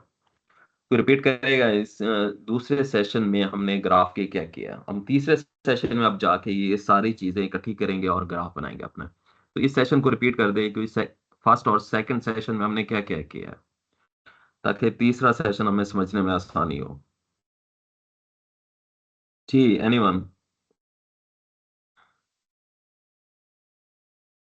जी मेरे सामने जुल्फकार, आप रिपीट कर सकती हैं कि पहले सेशन में हमने क्या किया, दूसरे सेशन में हमने क्या किया। अब काम आसान हो गया, हमने सिर्फ ग्राफ बनाना है उधर जाके। हेलो। अ, जी सर, आज हमने जो है वो डिफरेंट कमांड्स देखी हैं कि जब हमें अपना ग्राफ्स बनाना है तो उसके लिए हमें कौन कौन सी कमांड जो है वो ज़रूरी होंगी। तो सबसे पहले तो हमने वर्किंग अपनी वो डायरेक्टरी बनानी है, उसके बाद डाटा को इंपोर्ट करेंगे। डाटा इंपोर्ट के बाद डाटा को स्ट्रक्चर देंगे, स्ट्रक्चर हमने देने के बाद देखेंगे कि वो फैक्टर में इसको कन्वर्ट करेंगे। और फैक्टर में जब कन्वर्ट हो जाएगा फिर हमने जो है वो अपना मीन और जो स्टैंडर्ड डेविएशन है, ये दो चीजें हमें चाहिए होंगी अपने ग्राफ्स के लिए। तो हमने वो कमांड देंगे, मीन जो है वो निकालेंगे और स्टैंडर्ड डेविएशन निकालेंगे। उसके बाद हमने जो है ना वो अपना ग्राफ्स की तरफ आएंगे, तो उसमें देखना है कि जो हमारे पास दो कमांड्स होंगी, s.theme1 और s.theme2। इसमें हमने क्या करना है, इन दोनों के थ्रू जो है ना हमने अपने एक्स वाई एक्सिस को एडजस्ट करेंगे। और उसमें देखेंगे कि उनकी टेक्स्ट जो साइज होंगे हमारे एक्स एक्सिस पे हमारी जो होते हैं वो इंडिपेंडेंट होंगे, और वाई एक्सिस पे डिपेंडेंट वेरिएबल होंगे। तो उनके साइजेस जो होंगे टेक्स्ट के, और उसकी कितनी हाइट होगी, कितनी लेंथ हमें रखनी है, ये सारा कुछ हम लोग s.theme1 से देखेंगे। और s.theme2 में हम लोगों ने अपने जो लेजेंड हैं उसकी एडजस्टमेंट देखेंगे कि उसको हम लोगों ने कहाँ पे रखना है, उसकी टेक्स्ट साइज कितना होगा, यूनिट का साइज कितना होगा, उसकी पोजीशन कहाँ पे रखेंगे। तो ये दो कमांड से हम लोगों ने उसकी एडजस्टमेंट करनी है। फिर उसके बाद हमारे जो डाटा होता है उसके अंदर जो हमारे कॉलम्स हैं उसके ऊपर हमने अपना फुल फॉर्म नहीं दी, वो पूरा नहीं दिया होता, हमने एब्रीवेट किया होता है। तो जब हम लोगों ने ग्राफ बनाने हैं तो हमें वहां पे फुल नेम चाहिए, तो हमने उसके लिए कमांड्स देखी हैं कि एक फाइल बनाएंगे लैब्स की। उसके अंदर हमने क्या करना है कि अपना जो है वो एक ही दफा जो हमारी शॉर्ट फॉर्म्स होंगी उसके हम लोगों ने फुल नेम लिख देने हैं, और साथ में उनके अगर यूनिट्स रिक्वायर्ड है तो यूनिट भी लिख देंगे, ताकि जो है वो वहां पे एक एट अ टाइम जो है ना हमारे पास जब ग्राफ बनाए तो उसमें जो है ना वो हमें फुल नेम के साथ और यूनिट के साथ जो है ना वो शो हो। तो इसके लिए हमने एक फाइल बनानी है जो कि लैब्स के नेम पे होगी, और उसको हम लोग सेव कर लेंगे। फिर उसके बाद जब हमारे पास 3 फैक्टोरियल डाटा होगा तो उसमें हमें फेसिट जो है ना वो रिक्वायर्ड होते हैं। तो फेसिट के लिए जो है ना वो हमने देखना है कि वहां पे उसके जो नंबरिंग है वो किस तरह से है, हमें वहां पे फुल नेम उसके रिक्वायर्ड होते हैं, ना कि हम लोग वहां पे लिखेंगे 1 2 या A B लिखेंगे कुछ। तो उसके लिए हम लोग जो है ना वो पूरी कमांड देंगे कि हमने वहां पे अगर अपना साल कोई शो करना है या कोई वैरायटी नेम शो करना है या कुछ भी वहां पे होंगे लेवल्स होंगे, तो हमने उसका पूरा नेम जो है ना वो हम लोग देंगे कि हमें 1 पे कौन सा नेम चाहिए और 2 पे कौन सा चाहिए। तो इसके लिए भी हमने एक कमांड देनी है फेसिट की एडजस्टमेंट के लिए। ओके। फिर उसके बाद हमारे पास जो है वो कलर स्कीम आ जाती है कि हमने कौन सा कलर चूज करना है। सारा कुछ उसके बैकग्राउंड में या चार्ट कॉलम्स में बार में कौन से कलर चाहिए, तो उसके लिए भी हम लोग स्कीम देके तो वो जो है अपना सेशन को वो सेव कर सकते हैं। यस, तो ये हमारे पास ये सेशन अब सेव हो गया आपके पास।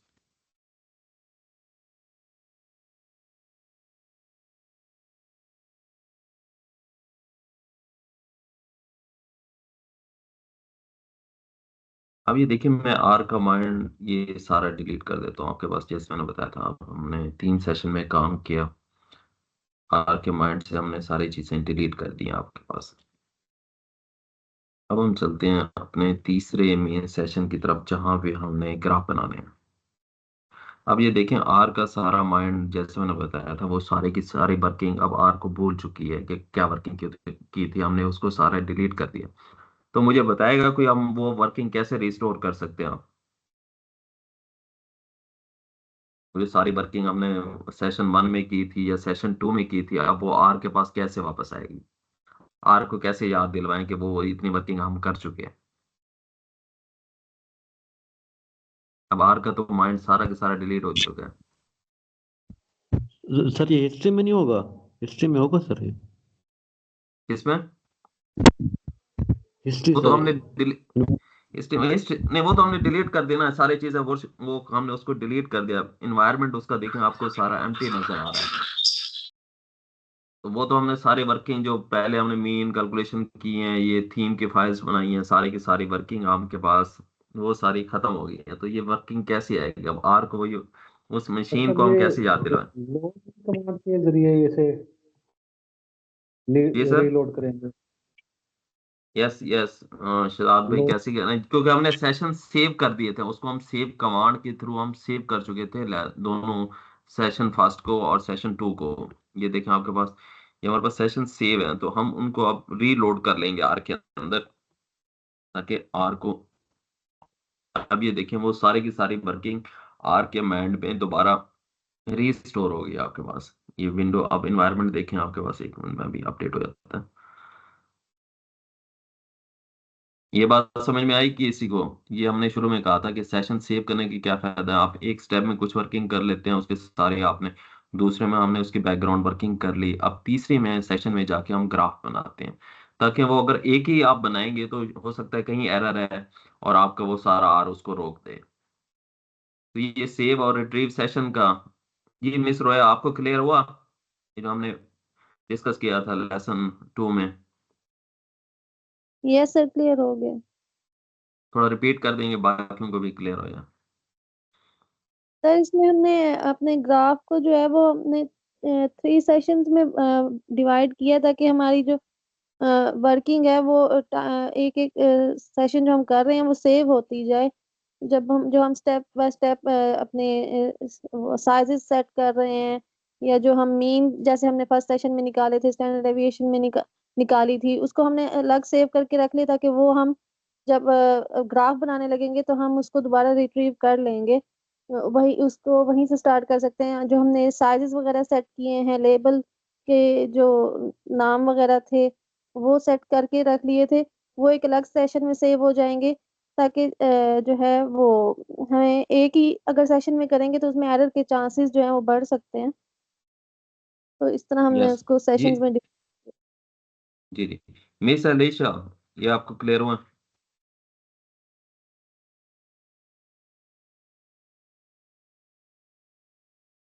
जी मिस अमना जुल्फकार, आपको ये क्लियर हुआ? जी सर। इस सेशन सेव करने का क्या फायदा है मतलब?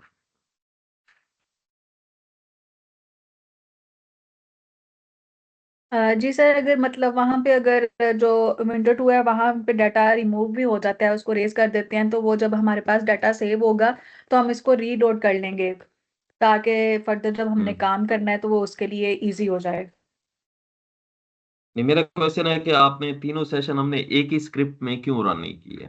हम एक ही में कर लेते, ये हमने 3 सेशन क्यों बनाया? ताकि उसमें एरर के चांसेस कम हों। यस, ताकि एरर के चांस, इतना बड़ा स्क्रिप्ट आपके पास सामने आ जाएगा तो आपको हमेशा ऊपर से रन करना पड़ेगा, और हो सकता है कहीं पे एरर आ जाए किसी एक सेशन में तो आर आपको रोक देगा। तो उससे एरर से बचने के लिए हम छोटे छोटे सेशंस में चीज़ों को सेव कर लेते हैं ताकि हम इजीली कर सकें। अब हमें पता है कि इस वो हमारी बैकग्राउंड वर्किंग सेव है, वो हमने सक्सेसफुली रन कर ली। तो अब इसमें हमने सिर्फ ग्राफ बनाने हैं, आपके पास है। तो ग्राफ जैसे आपके पास आम रूटीन में आप बनाते हैं, ये देखें जो हमने अब फाइल बनाई थी पहले सेशन में डाटा, अब वो कहता है किस डाटा से मुझे ग्राफ बनाने हैं। तो जीजी प्लॉट का आपके पास ये फंक्शन हम यूज कर रहे हैं। उसमें आपको पूछ रहा है कि हाँ जी आपने डाटा कौन सा इस्तेमाल करना है। हमने कहा वो जो हमने फर्स्ट स्क्रिप्ट में बनाया था मीन अंडरस्कोर शहजाद के हिसाब से। अब एस्थेटिक जो है एक्स एक्सिस पे वो कहता है क्या होने चाहिए आपके पास, एक्स एक्सिस पे हम कहते हैं जी हमारे पास ट्रीटमेंट होनी चाहिए। वाई एक्सिस पे आपके पास क्या होना चाहिए जी, एसओडी होना चाहिए। उसके बाद फिल में जो आपके पास लेजेंड्स की सूरत में होना चाहिए वो हमारे पास वैरायटीज होनी चाहिए, हम उसको कहते हैं। तो ये आपके पास आप प्लस करके हम दूसरा फंक्शन को जोड़ते हैं इसके साथ, जियोम डॉट बार आपके पास जो हमने स्टैंडर्ड डेविएशन बार्स वगैरह क्या विड्थ उसकी, इनके जो बार्स आपके बनेंगे उसकी विड्थ क्या होनी चाहिए, उसकी पोजीशंस का ये आपके पास है, एक कमांड है। तो ये आपने सेम एज इट इज ऐसे लिख दे, स्टैट आइडेंटिटी एक जैसे होने चाहिए। तो ये आपके पास पहली कमांड के अंदर आपने जीजी प्लॉट अपने फंक्शन यूज किया। दूसरे में हमने जियोम बार की कमांड यूज की। फिर एरर बार आपके पास जो ग्राफ पे शो होने चाहिए, तो वो कहता है आपके पास ये मीन अंडरस्कोर शहजाद है। ये आपके पास जो हम किस चीज के डाटा बनाना चाह रहे हैं, किसके ग्राफ बना रहे हैं, एसओडी के। तो एक दफा ये माइनस के साथ एसडी शहजाद आएगा, और फिर मैक्सिमम ये मिनिमम की एक कमांड यूज होती है स्टैंडर्ड बार के साथ, और एक आपके पास मैक्सिमम एक माइनस के साथ, और आपके पास एक प्लस के साथ आपके पास ये यूज होती है आपके पास कमांड। तो विड्थ जो एरर बार की होनी क्या होनी चाहिए, वो पीओएस जो हमने 0.9 लिखा था उसका हाफ होना चाहिए, और ये एक दूसरे के जैसे होना चाहिए। तो ये थीम, अब बैकग्राउंड आपके पास एक फंक्शन और हम यूज कर रहे हैं ग्राफ के अंदर कि बैकग्राउंड उसका क्या होना चाहिए। ये मुख्तलिफ बैकग्राउंड, ये हमारे पास ब्लैक एंड वाइट हमने लिखा BW। तो ये पूरी लिस्ट मैं आपको शेयर कर दूंगा। इसी तरह वाई लिमिट आपके पास क्या होनी चाहिए कि ग्राफ की, ये वाई लिमिट कैसे पता चलेगा कि वाई लेवल पे एक लिमिट क्या होनी चाहिए ग्राफ की, मिनिमम और मैक्सिमम लिमिट क्या होना, कैसे पता चले? ये कौन सी कमांड हमने लेसन 3 में देखी थी कि ये लिमिट्स का हमें कैसे पता चलेगा कि जो एस ए डी आपके पास है उसकी लिमिट क्या होंगी, यानी उसमें डाटा की रेंज क्या है आपके पास? सर वो तो हम लिटरेचर की में जो रेंज है उसके हिसाब से नहीं रखेंगे कि नहीं, इसके। लिटरेचर नहीं, हमारे अपने अपने डाटे के हिसाब से रखेंगे है ना रेंज, कि एसओडी हमारे पास डाटे में रेंज क्या है, ताकि हमारा जो वाई लिमिट होनी चाहिए, यानी वाई एक्सिस पे जो लिमिट्स होने क्या होने। अब ये देखें, ये आपको समरी की कमांड हमने लेसन 3 में बताई थी, वहां से आपको पता चलेगी कि आपके डाटे की रेंज क्या होनी चाहिए। यानी ये बार हमेशा 0 से शुरू होता है, और आपके पास ये हमारी मैक्सिमम लिमिट आ रही है 1.3, तो हम इसको एडजस्ट कर देंगे इसके करीब तरीन 1.5 पे, कि यानी हमारे पास जो वाई लिमिट में एसओडी का डाटा शो होना चाहिए, जो वैल्यूज शो होने चाहिए वो 0 से लेकर 1.5 तक होना चाहिए। ये फिर ये लैब्स वाली जो कमांड हमने यूज की थी, ये एसओडी को पूरा नाम डिस्प्ले करेगी। कलर के लिए जो मैंने आपको स्ट्रिप्स दिखाई थी ये आपने अटैच कर देनी है। और इसके बाद वही आपके पास ये जो एस थीम 1 की कमांड थी, एस थीम 2 की कमांड थी, ये जो फाइल बनाई थी वो वाली, ये यहाँ पे आप अटैच करते जा रहे हैं। अब आर उनको अंडरस्टैंड कर लेगा कि एक्स एक्सिस कैसे होने चाहिए आपकी सारी चीजें। इसी तरह फेसिट की जो आपने फाइलें बनाई थी, ये सारी वो फाइलें हैं जो हम आर के साथ अटैच कर रहे हैं। लेजेंड का भी यहाँ आप रीडिफाइन भी कर सकते हैं क्या पोजीशन होनी चाहिए। और ये आपके पास वेराइटीज, ये आपको ग्राफिक में मैं बना के दिखाता हूँ ताकि मजीद आप, अब ये देखें आपके पास ये पूरा ग्राफ,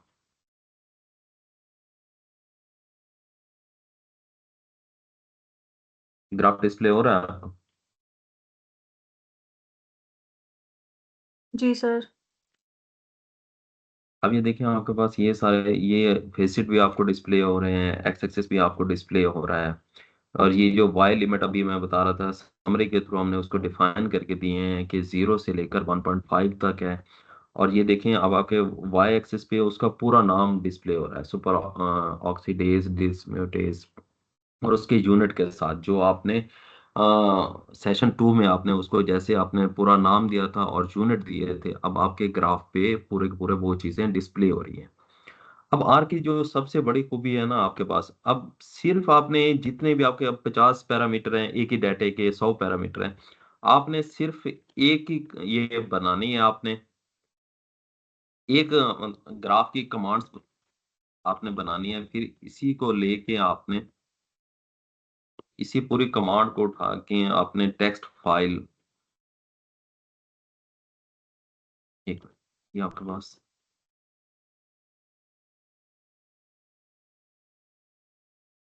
ये टेक्स्ट फाइल आपको डिस्प्ले हो रही है।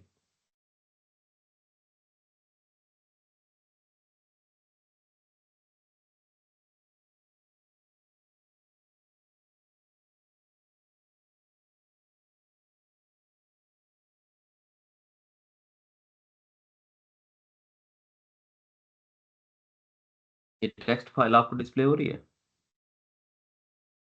जी सर। ओके।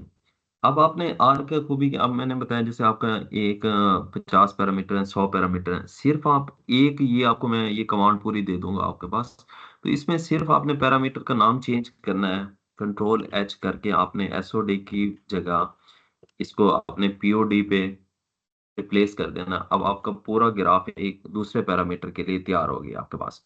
आपको बार बार कमांड लिखने की, चीजें लिखने की जरूरत नहीं है आर में। इसी तरह स्टैट में भी अब बस आपने एक पैरामीटर की स्टैट लगानी है, बाकी सिर्फ नाम चेंज करना है उस पैरामीटर का, और आपने उसको दोबारा रन कर देना है आपके पास। अब इसी जो ये देखो पूरी की पूरी ये कमांड आपके पास, ये पीओडी की वही कमांड है, सिर्फ हमने इसमें एक चीज पैरामीटर का नाम चेंज करना है, दूसरा उसकी लिमिट चेंज करनी है, बाय लिमिट आपके पास। तो ये आपके पास ये नजर आ रही है आपके पास, पीओडी की सेम वही कमांड है, सिर्फ आपने उस पैरामीटर का नाम वही आपने टेक्स्ट फाइल में जाके चेंज करना है, और उसके बाय लिमिट वो समरी के जरिए आपने चेक करके उसकी चेंज कर देनी है। यानी आप समरी में जैसे आप एक पैरामीटर की आपने दो चीजें इस पूरी कमांड में चेंज करनी है,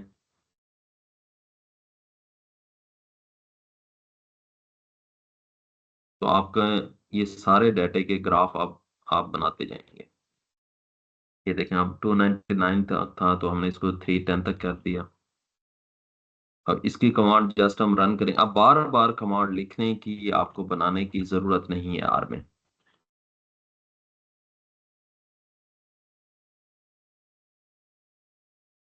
अब ये देखें आपके पास ये पीओडी का ग्राफ आपके पास बन के आ गया।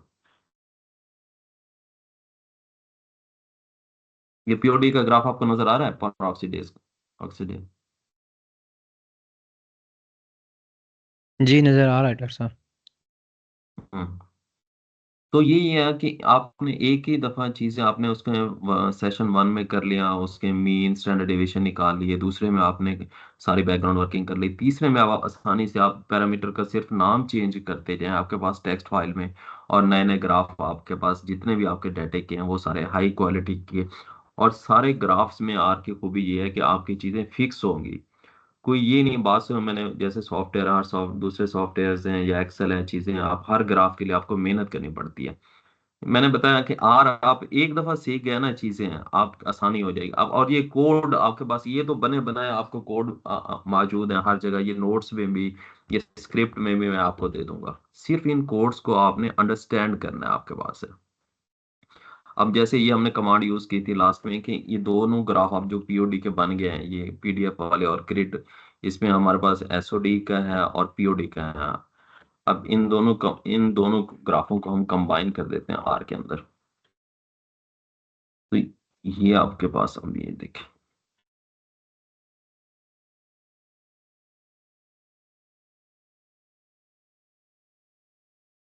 ये कंबाइन ग्राफ आपको नजर आ रहा है।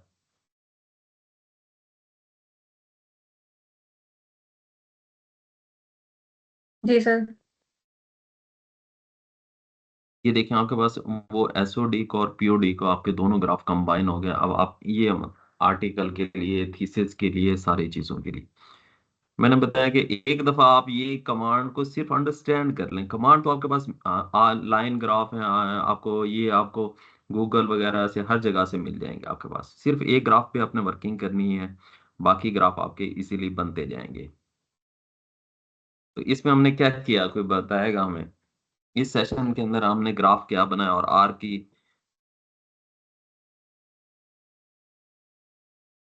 जी मिस आमना जुल्कर, क्या समझ आई आपको इस सेशन के मतलब है, इस ग्राफ में क्या खूबी है आर के अंदर या चीजों के अंदर आपके पास? ये कमांड आपको मैं दे दूंगा, आप इसमें प्रैक्टिस करेंगे। ये इतनी बड़ी कमांड नहीं है, सिर्फ वो फाइलें इसके साथ अटैच हुई हैं, ये सारी चीजें। जी फ्री सर, आर के अंदर ग्राफ की क्या खूबी है आपके पास, आपको क्या समझ में आया? जी डॉक्टर साहब, आपने बताया तो एक तो ये है कि हम आप बड़ी आसानी के साथ अपना ग्राफ एडजस्ट कर सकते हैं, उसके लीजेंड एडजस्ट कर सकते हैं, और मुख्तलिफ पैरामीटर्स का कमांड्स दे सकते हैं, और उसके बाद डिफरेंट ग्राफ्स को हम कंबाइन मर्ज भी कर सकते हैं। और जी। एक और बड़ी खूबी के मतलब एक पैरामीटर के लिए अगर हमने कोई स्टेटिक्स लगा दिया तो हम्म दूसरे पैरामीटर के लिए बार बार हमें कमांड्स लगाने की ज़रूरत नहीं है, सिर्फ रिप्लेस करने की वर्ड पैरामीटर को ज़रूरत है, तो बाकी सारा हम्म। स्क्रिप्ट हमारा तैयार है। यस, आपके पास स्क्रिप्ट तैयार है आपके पास। अब ये बाजू का ट्रायल 1 साल चल रहा है, 2 साल चल रहा है, 3 साल चल रहा है, तो आपके पास ये स्क्रिप्ट बन जाएगा, एक दफा सेव हो जाएगा आपके पास। तो आप हर साल अगर आपको जैसे पीएचडी डी के ट्रायल होते हैं 2 साल 3 साल, तो उसमें इसीलिए आपके सारे क्वालिटी के चीजों के ग्राफ बना सकते हैं। एक ही दफा स्क्रिप्ट आर में एक दफा की मेहनत है। एक दफा आपने वर्किंग कर ली, अपनी चीजें सारी एडजस्ट कर ली, बना ली, फिर क्वालिटी के आप ग्राफ बनाते रहे। इस जैसे जैसे एक्सपर्ट मैं पूरी बुक दूंगा आपको पास, ये ग्राफ के ऊपर पूरी बुक है, जो मैंने ये 3 सेशन में उसको समेटा है सारी चीजों को। अगर मैं छोटा सा ग्राफ बना के भी आपको दे सकता था, लेकिन मैंने आपको पूरे बैकग्राउंड, एक चीज ग्राफ का डाटा से लेकर उसके बैकग्राउंड वर्किंग और ग्राफ बनाने तक मैंने कोशिश की है, वरना ग्राफ पे पूरे पूरे हफ्ते की भी ट्रेनिंग हो सकती है आपके पास। ये मैं सामना जुल्फकार, क्या समझ में आया आपको ग्राफ की वर्किंग से कि आर में जो आप पहले ग्राफ बना रही हैं एक्सेल वगैरह पे और आर पे, आपको क्या फर्क नजर आया? जी सर, जो मैं मतलब हम लोग एक्सिस पे वो बनाते हैं, तो उसमें हमें खुद से मैनुअल हर एक चीज की एडजस्टमेंट करनी पड़ती है कि उसके टेक्स्ट टू एक्स एक्सिस में या वाई एक्सिस में उनकी लेंथ वगैरह, हाइट, सारा कुछ हम लोगों को मैनुअल करना पड़ता है। लेकिन आर के अंदर सिर्फ एक सिंपल कमांड के साथ जो है वो हम लोग उसके एक्स एक्सिस वाई एक्सिस को एडजस्ट कर सकते हैं, लेजेंड्स को एडजस्ट कर सकते हैं। उसके अलावा जो हमें वहां पे चाहिए होते हैं, स्टैंडर्ड एरर चाहिए, स्टैंडर्ड डेविएशन चाहिए, तो उसकी कमांड देंगे तो हमारे जो है वो एक कमांड के ऊपर जो है ना वो पूरे का पूरा ग्राफ जो है वो बन के आ जाएगा। और उसी कमांड को हम लोग नेक्स्ट जो है दूसरे पैरामीटर्स के लिए भी यूज कर सकते हैं। सिर्फ हमें अपना नाम चेंज करने की जरूरत होगी और सेम उसी कमांड के साथ जो है वो हमारा दूसरे पैरामीटर का ग्राफ भी जो है वो तैयार हो जाएगा। जी जोहेब भाई, आर के अंदर कैसे पाया आपने ग्राफ्स को? सर आपने इसमें बताया कि ना, इसमें जो मतलब पहले वाला प्रोसीजर तो सर बताया था आपने, वो सारा कुछ रिपीट भी हो गया था। अब सर आपने बताया कि ना इसमें हम जो भी ग्राफ वगैरह बनाएंगे या जिस तरह हमारी रिसर्च होती है, लेंथी रिसर्च होती है पीएचडी की या एमफिल की, इस तरह से सर हम इसमें जो भी पैरामीटर लिखेंगे ना, फिर हम नेक्स्ट अगर हमें ग्राफ चाहिए होगा तो हम जस्ट वो पैरामीटर चेंज कर लेंगे, बाकी हमारा सारा कुछ हमारा मतलब उस फाइल में वैसा वैसा पड़ा रहेगा। जस्ट हमें नेम चेंज करने की जरूरत पड़ेगी और फिर हमारा ग्राफ जो है वो बन जाएंगे। यस, तो ये मैंने जैसे शुरू में बताया, जब एक्सपर्ट हो जाते हैं तो आप अपनी सर्विसेज दूसरे स्टूडेंट्स को या दूसरे लोगों को, रिसर्चर को भी प्रोवाइड कर सकते हैं। कोड तो आपके पास बने होंगे, आप स्टैट के कल देखेंगे, स्टैट के भी इसी तरह आप एक दफा कोड बना लेंगे, इस तरह ग्राफ के भी एक ही दफा कोड बना लेंगे। अब कोई बंदा लेकर आ जाता है डाटा, मेरा ये डाटा 3 फैक्टर डाटा है, 2 फैक्टर डाटा है, मुझे ग्राफ बना के दें, तो आपके लिए वो ये 1 घंटे या 2 घंटे में आप सारी वर्किंग करके उसको दे सकते हैं। जबकि अगर वो मैनुअल लगा रहेगा तो शायद हफ्ते 10 दिन तक भी वो ना बना सके, क्योंकि हमारे पास स्क्रिप्ट तैयार होते हैं, कोड तैयार होते हैं, चीजें तैयार, हमें पता है कि इस डाटा से 2 फैक्टर है, इसके ग्राफ इस तरह बना, तो हमें ग्राफ दिखा देता है, तो हमारे पास कोड तो सारे पहले से अवेलेबल होते हैं। तो प्रोग्रामिंग का यही फायदा होता है कि एक दफा आपके पास सारी चीजें आ गई, एक दफा मेहनत कर ली आपने, बाद में आप इसी हो जाते हैं। जी मिस रोया, क्या ग्राफ में क्या सीखा आपने? तो इसमें यही है कि हमें बस कुछ जो कोड्स हैं, कमांड्स हैं, उनका अगर हमें सही उसकी प्रैक्टिस है और पता है तो उनके थ्रू हम एक ही दफा में बैकग्राउंड बस वर्किंग करके उसके बाद हम अपने जितने भी हमने ग्राफ्स बनाने हैं उनको एक साथ ही बना सकते हैं, और ज्यादा कुछ उनमें चेंजेस नहीं चाहिए मैनुअली। जैसे एक एक ग्राफ के ऊपर जो है वो बस पैरामीटर का नेम और उसकी लिमिट्स सेट करके हम बाकी वो जो सारा हमने वर्क किया है उसी को हम एक ग्राफ के दूसरे ग्राफ पे भी अप्लाई कर सकते हैं। और जो हमें सारे ग्राफ्स मिलेंगे वो एक ही उसमें पैटर्न में मिलेंगे, और उसमें एक थीम नजर आएगा, एक क्वालिटी नजर आएगी हमारे उनमें जो ग्राफ्स बनेंगे। और इतनी ज्यादा मुश्किल चीज नहीं है, बजाय इसके कि हमें हर एक एक ग्राफ को, एक एक डाटा को, एक एक कैलकुलेशन को मैनुअली जिस तरह हम करते हैं या अलग अलग करते हैं। इसमें बस कुछ कोड्स हैं जो हमने हमने देखने हैं, उस पे हमारी जो है ना ग्रिप होनी चाहिए। यस, वो एक दफा कोड है, वो कोड भी याद नहीं रखना है, वो भी अवेलेबल है हर जगह, गूगल पे या इधर उधर आपको मिल जाएंगे वो सारे कोड। एक दफा अंडरस्टैंड करके एक दफा ग्राफ बना लेना है और उसको सेव कर लेना, आपने नोट्स बनाने हैं, उसको सेव करके एक दफा स्क्रिप्ट को रखते हैं। ओके जी मिस हिजाब ज़ारा, आपने क्या सीखा ग्राफ में से?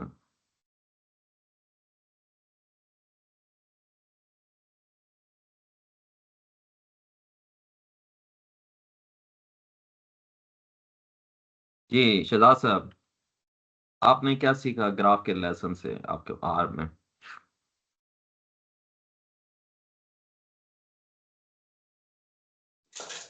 जी डॉक्टर साहब, इसमें डॉक्टर साहब मेन बस कोड्स का ही है इशू। अगर कोड्स अवेलेबल हों या गूगल से वहां से सर्च आउट होके आ जाते हैं तो बाकी प्रोसेस तो स्टेप बाय स्टेप वो सारा एक उसमें फ्लो में बंदा कर लेगा। प्रैक्टिस की बात है इसमें। जी नहीं, देखने में मुश्किल तो नहीं है ना, बाकी सॉफ्टवेयर के निस्बत या मैनुअल करने की बजाय उसमें तो मुश्किल तो नहीं है ना उस चीज में ना? नहीं नहीं डॉक्टर साहब, अभी तक तो बिल्कुल ये कंफर्टेबल हैं इसमें। हाँ, आर पे जैसे एक नजरिया बना हुआ है कि बहुत ज्यादा प्रोग्रामिंग सॉफ्टवेयर है और बहुत मुश्किल है, हम ये नहीं कर सकते, तो ऐसी तो कोई चीज नहीं है ना।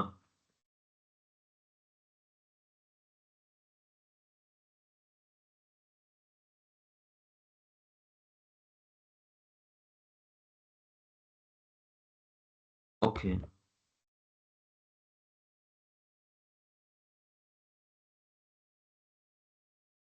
तो ये हमारा लेसन था जिसमें ग्राफ्स के हवाले से हमने देखी कि वर्किंग किस तरह आर के अंदर आप मुख्तलिफ छोटे छोटे सेशन बना के उसमें अपने अच्छी क्वालिटी के ग्राफ बना सकते हैं। और जैसे मैंने आपने भी देख लिया कि एक दफ़ा आपको कोड डेवलप करने हैं और उसके बाद आपका काम आसान हो जाता है, आपने खुद करने हैं, किसी दोस्त की हेल्प करनी है, तो आपके लिए ग्राफ बनाना मसला नहीं होगा आर के अंदर। इंशाल्लाह कल के सेशन में हम इसी तरह देखेंगे कि आर स्टैट के साथ कैसे डील करता है आपके पास, कैसे आप अपने डाटा पे स्टैट लगा सकते हैं। ये दो मेन रिसर्च के ये दो बुनियादी कंपोनेंट होते हैं कि किसी भी सॉफ्टवेयर को यूज़ करने के, ग्राफ कैसे बनते हैं और आप स्टैटिस्टिकल एनालिसिस कैसे लगाते हैं, ये ग्राफ के ऊपर जो लेटरिंग शो हो रही होती है वो कैसे आर आपको दे सकता है, किस तरह आप वो लेटर आर से गेट कर सकते हैं इजीली। तो इंशाल्लाह कल के सेशन में हम देखेंगे कि स्टैटिस्टिक के हवाले से कि आर स्टैट को कैसे डील करता है। Thank you very much. इंशाल्लाह कल मुलाकात होगी। अल्लाह हाफ़िज़।